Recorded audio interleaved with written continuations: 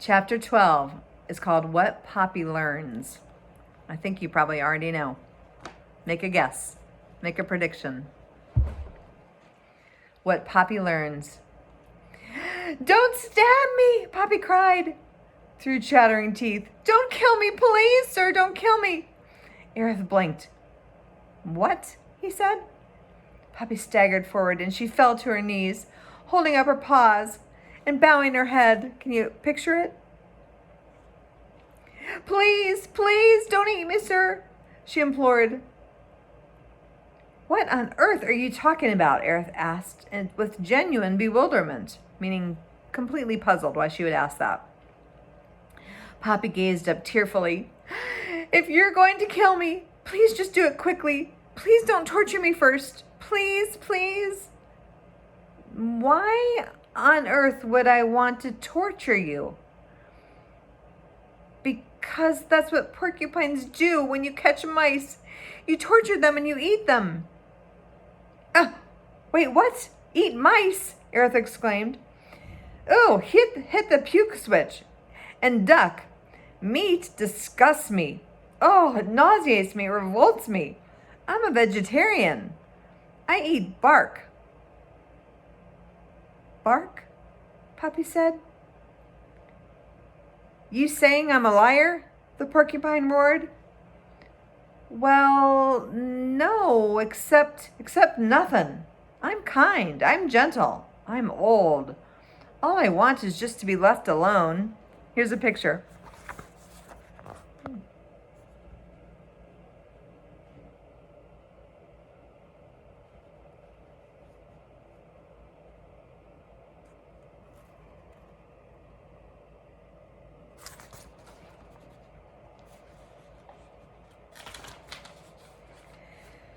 "So you won't eat me?"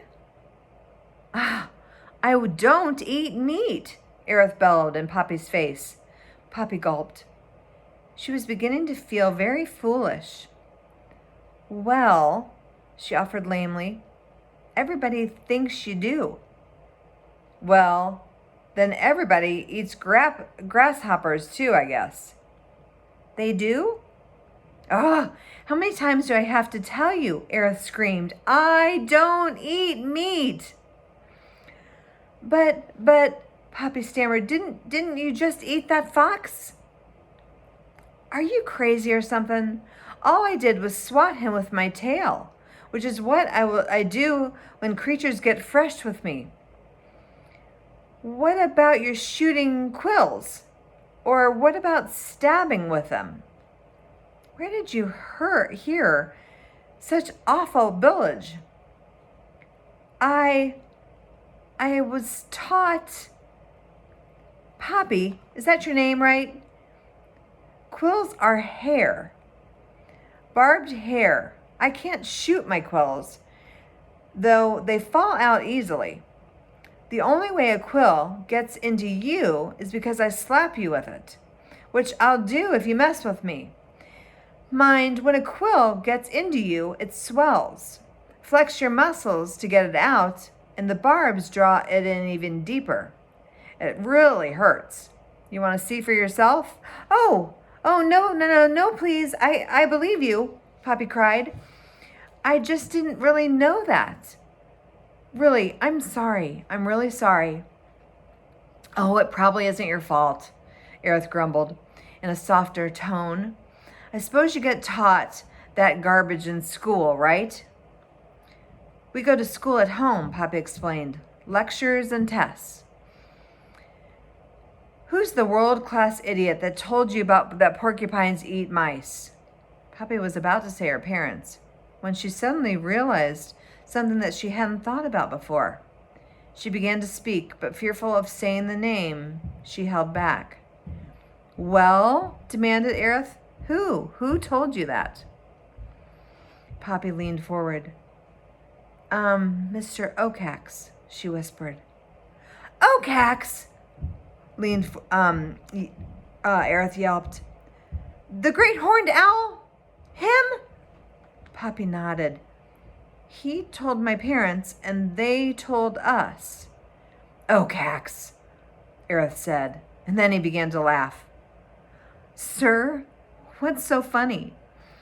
Demanded Poppy. Let me get this straight, Aerith said. Okax told your folks that porcupines eat mice? Well, see, Mr. Okax protects us from porcupines. What's so funny about that? Ha! Poppy, Aerith said between his fits of sputtered laughter. He's the one who eats mice. And if there's one thing that jerk of an owl is frightened of, it's me. You? Poppy cried with astonishment. Listen, Poppy, nobody messes with an Erethiazon dorsatum. Nobody. Fool with me and I'll shove a quill up your snooter, your nose. The only thing that old owl wants to do is protect himself.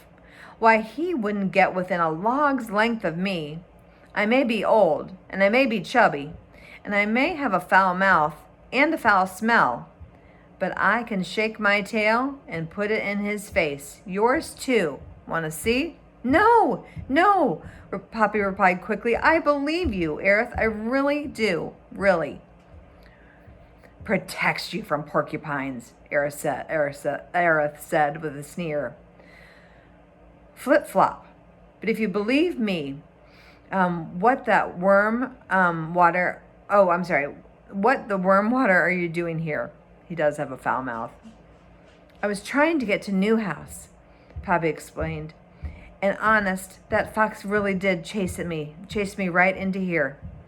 Aerith snorted. But you said Okax told you that to be scared of me. Is that right? Poppy nodded.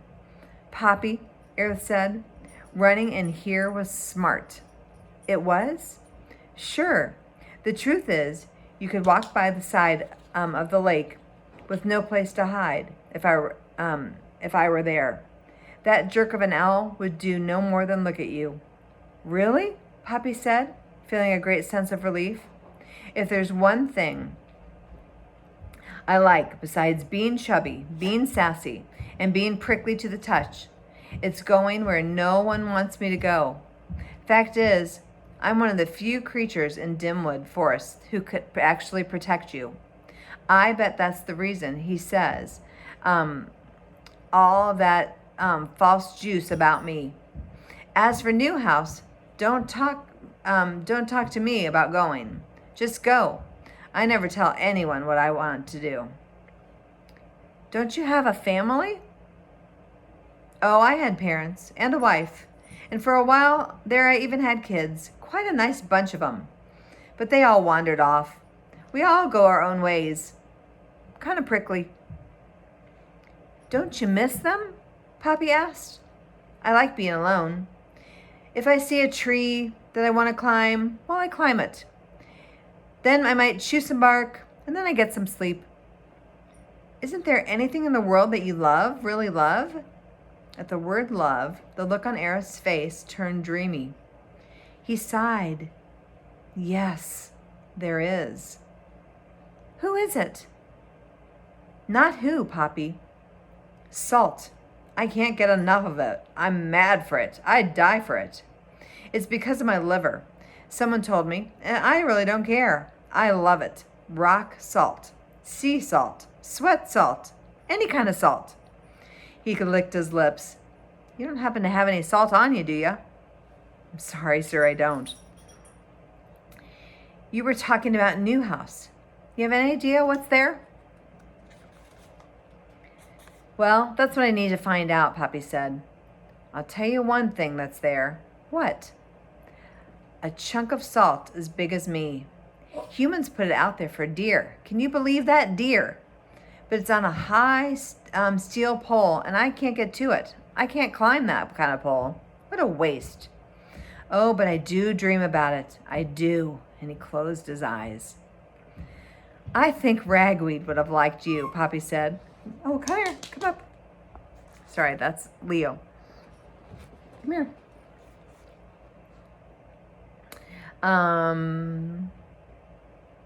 Let's see. I think Ragweed would have liked you, Poppy said with admiration. But even as she spoke, a great wave of exhaustion swept over her.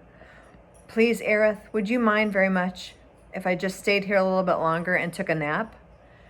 Poppy, you can do whatever you want, but if I were you, I wouldn't sleep where you're standing. As I told you, that's my toilet, and that place is even too stinky for me. That's the end of our chapter. I enjoyed this chapter. That was good. See you for the next one.